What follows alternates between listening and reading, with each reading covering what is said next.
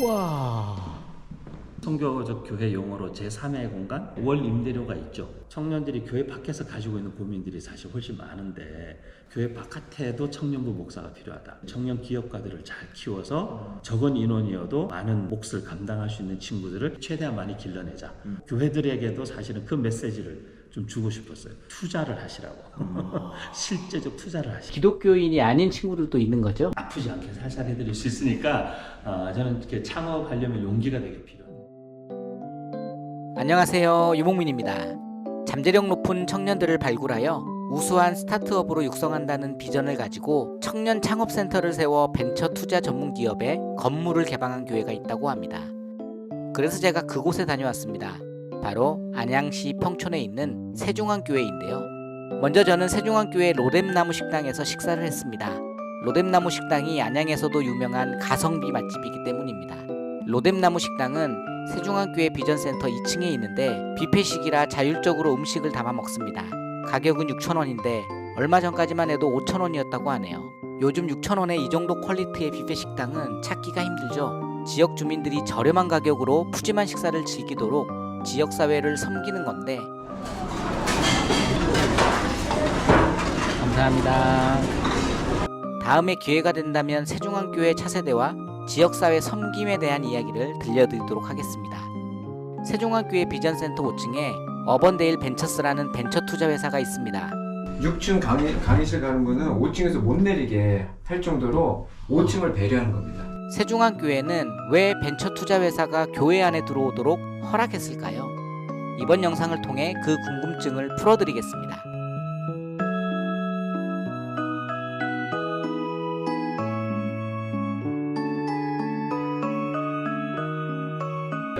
이승현 목사입니다. 네.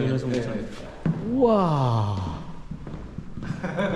네, 깜짝 놀란다 그래. 잘 이해가 안 돼서 좀 소개를 한번 해주시면 좋을 것 같은데요. 이 공간은 교회와 벤처 회사가 협력해서 만든 선교적 교회 용어로 제3의 공간? 교회 안에 있지만 교회에는 전혀 속해 있지 않은 독립된 공간으로 교회가 만들어졌고 창업 투자 전문으로 하는 벤처 캐피탈 회사가 들어와서 이 공간을 운영하고 있습니다. 청년 창업도 저희가 지원하고 또 어떤 사업에 투자를 하기도 하고 뭐 사업 컨설팅도 하고 저희는 주로 이제 로컬 크리에이트라고요. 수도권 이외 지방 소멸 위기 대응으로 정부에서 하는 많은 사업들이 있는데 그런 사업들을 전문으로 하는 로컬 사업 전문 벤처로 이제 좀 자리를 교회하고 벤처 회사 중간에 약간 조율하는 역할을 위해서 이제 저같이 목회자이면서 이런 일을 같이 할 수 있는 센터장이 여기 있는 거고 벤처회사 대표와 우리 직원들 다 따로 있고 교회는 교회대로 재정과 이 공간을 교회가 다 제공한 거죠. 인테리어 하는 비용이라든지 그냥 아무 조건 없이 벤처회사에게 위탁을 해서 운영을 하도록 그런 공간으로 만들어졌습니다. 그럼 여기 한 개의 업체가 들어와 있는 거예요?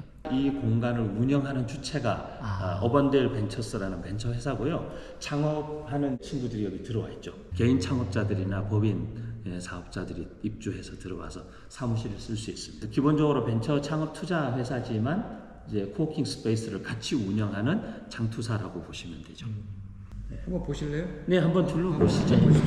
그래서 여기 인테리어 해주시던 대표님이 네, 좋은 걸로. 좋은 자재들을 고급 자재들을 쓰셔가지고 여기가 10인실 방인 건데. 여기가 실실. 뷰 끝내줘. 여기가 뷰가 제일 색상과 의자 같은 게 좋은 겁니다. 일반 사무실에 다른 데보다 길이도 크고. 세종안교회에서 네, 지원한 이거 거예요? 그 장로님들이나 어떤 성도님들에게 쉽게 설득이 되나요?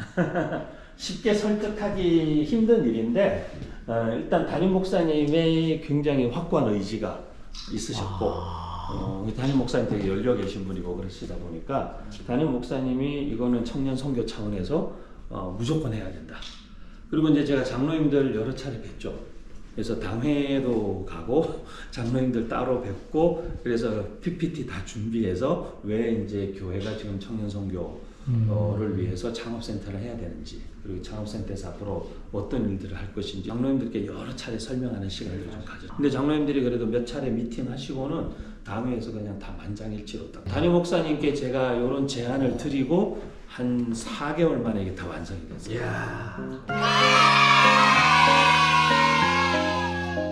오, 회의실에. 아이디어룸이라고 해서 전체 벽이 다 이렇게 칠판으로 저까지 다 쓸 수 있는. 네네.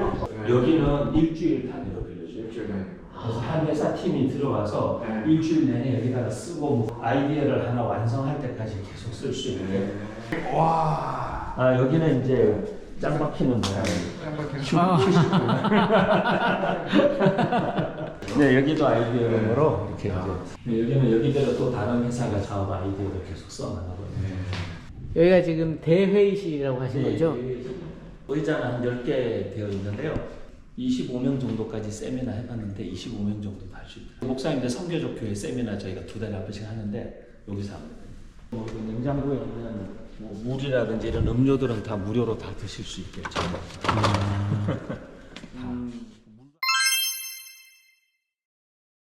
아무 조건 없이 들어올 수는 없잖아요. 월 임대료가 있죠. 책상 하나당 월 25만 원입니다. 방 전체를 임대해서 들어올 수도 있고 지금은 저희가 개인 창업자들이 주로 들어와 있고요. 이제 회사가 한 2개가 이제 이쪽에 좀 들어올 겁니다. 한 3, 4명씩 되는 회사들이. 창업자들이나 기존에 좀 이렇게 비즈니스 하고 있는 분들이 이제 저희 같이 창업 투자 회사랑 같이 있으면 투자 컨설팅도 받을 수 있고 저희한테 투자를 받든지 다른 투자 회사를 저희가 연결하든지 이런 일들이 이제 활발하게 일어날 수 있으니까 이렇게 창투사가 운영하는 코워킹 스페이스에 들어오면 성장에 대한 욕구가 있는 분들은 이런 것을 좀 선호하죠. 일반 코워킹은 그냥 공간 임대 방식인데 여기는 이제 저희 벤처 창투사 직원들이 상주하면서 실제로 이제 개인 창업자들 1:1 멘토링도 해주고 이제 사업 계획서라든지 투자 유치 이런 관계들 다 컨설팅을 직접 현장에서 다 해줄 수 있습니다. 또 그런 메리트를 원하는 업체들은 또 여기 들어오길 원하죠. 저희가 부산에도 이런 센터가 하나 있습니다. 부산 서면에.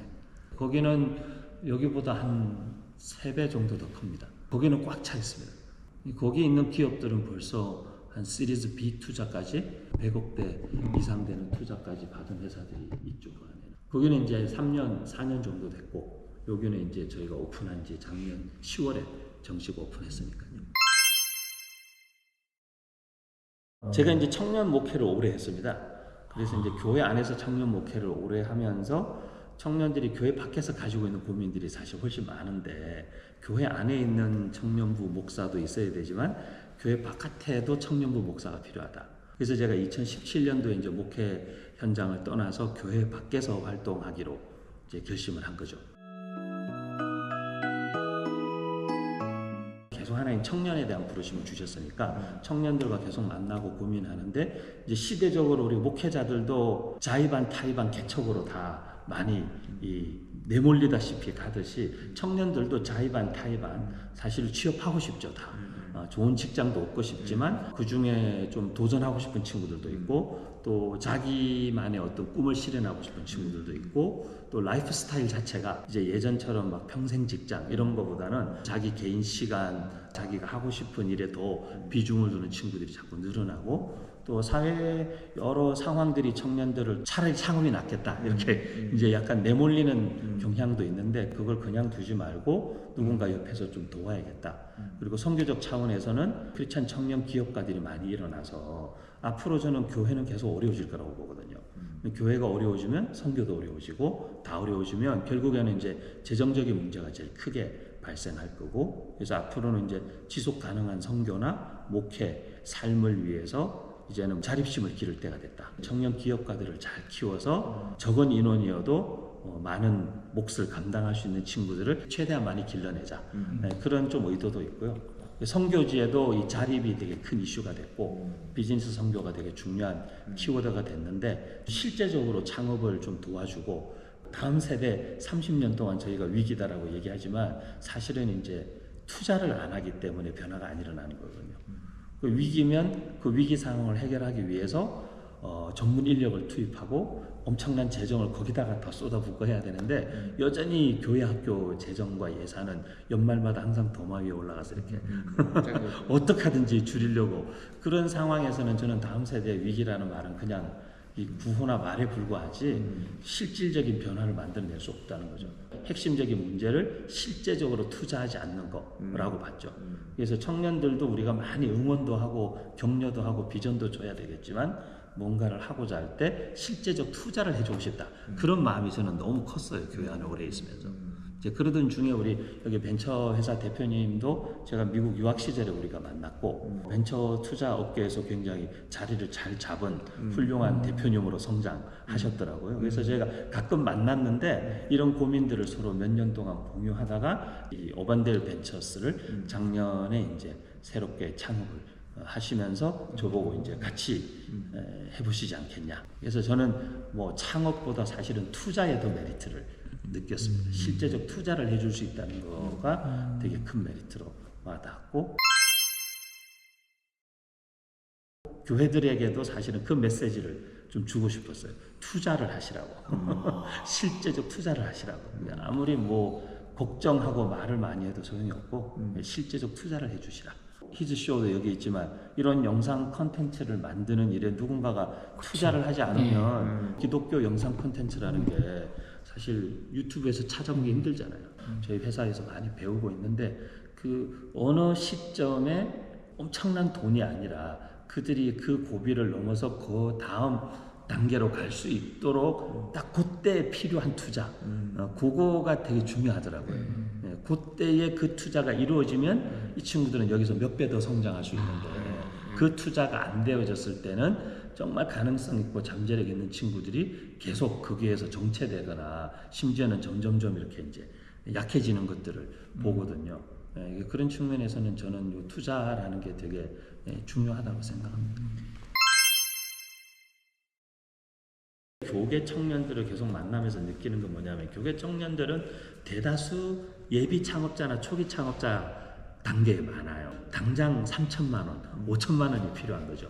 그리고 이제 아직까지 비즈니스 모델이나 아이템도 제대로 못 찾고 그냥 열정만 가지고 있는 친구들도 있고, 한 3천만 원 이내에서 청년들이 1인 창업할 수 있는 좋은 사업의 아이템들을 최대한 지금 모으는 중이에요.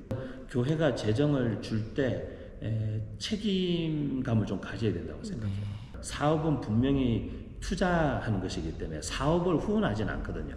선교를 후원하긴 하지만 사업에 보내는 돈은 저는 후원금이라고 생각하지 않아요. 그거는 투자금이라고 생각해요. 그래서 교회들 보고 선교사님이 예를 들어서 생활이 진짜 어렵고 긴급하게 뭐 선교센터가 다 무너져서 보수를 해야 되고 그런 것들은 우리가 후원할 수 있지만 이분이 예를 들면 이 재정을 받아서 어떤 회사를 만들어서 비즈니스를 하신다.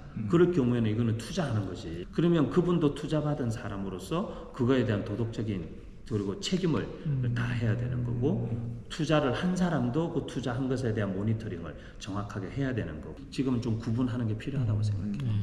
청년들한테 저희가 쓰는 말이 지원금이 이 친구들한테 도움이 아니라 독이 될 수 있다. 청년들이 계속 지원금 받는데 익숙해지면 자립에 대한 의지를 상실하는 애들도 있고, 지원금 받아서 다 쓰고 나면 그냥 폐업하고 접고 없어져 버리는 아이들도 있고, 그런 친구들도 많은데, 그래서 뭐 목티 이런 얘기도 많이 나오는 것처럼, 그래서 좀 책임이 필요한 것 같아요, 동네는. 교회와 협업해서 만든 공간에서 이루어지는 창투사가 잘 성장하게 되고 좋은 소문이 나면 저희가 교회들에서도 신뢰를 얻게 될 거고, 그럼 그 신뢰를 바탕으로 저는 기독교에서 만들어내는 어떤 투자할 수 있는 펀드를 좀 만들어 보고 싶은 마음까지도 있어요. 그래서 한국교회가 사실 재정이 많다면 정말 많은데 믿는 청년 안 믿는 청년 뭐 가리지 않으면 저는 좋을 것 같은데 불편하시면 예수 믿는 청년들에게 투자해 줄 수 있는 청년 창업 펀드 같은 것을 십시일반 모아서 한 100억 정도 만드는 거죠. 그걸 이렇게 전문 창투사가 운영해서 청년들도 성장하게 하고 수익도 나게 하고 거기서 나는 수익들을 다시 또 재투자하게 하는 좋은 좀 투자의 선순환 구조를 하나 만들고 싶은 마음이 있어요. 한국 사회와 교회의 청년들을 위한 중요한 다음 세대 선교적 컨텐츠나 어떤 일들에 좀 전략적으로 투자할 수 있는 펀드를 만들면 좋지 않겠냐. 교회들의 요즘에 제가 많이 설득하는 작업은 이제 후원금을 보내는 이런 선교적 차원에서는 하되, 히즈쇼 같은 비즈니스 그래도 수익 구조를 갖고 있는 곳에는 전문 투자사들을 통해서 투자하는 개념으로 한번 일들을 진행해 보면 어떻겠냐. 투자를 저희 대표님은 이제 결혼이라고 표현하거든요. 서로 상호 간에 되게 연대가 되고 상호 책임이 발생하거든요. 그래서 제가 투자에 되게 매력을 느낀 거는 저분들이 잘 돼야 우리도 잘 되는 거예요. 그냥 돈만 투자하고 비즈니스 잘하나 보자 이렇게 안 되고 이분들이 잘 되도록 모든 방법을 동원해서 CEO는 CEO대로 대표님이 붙어서 직접 멘토링하고 재정회계 전문가가 붙어서 컨설팅하고 해서 이분들 회사들이 성장할 수 있도록 다 도와야 되는 거죠. 저는 그게 되게 성경적이라고 느꼈어요.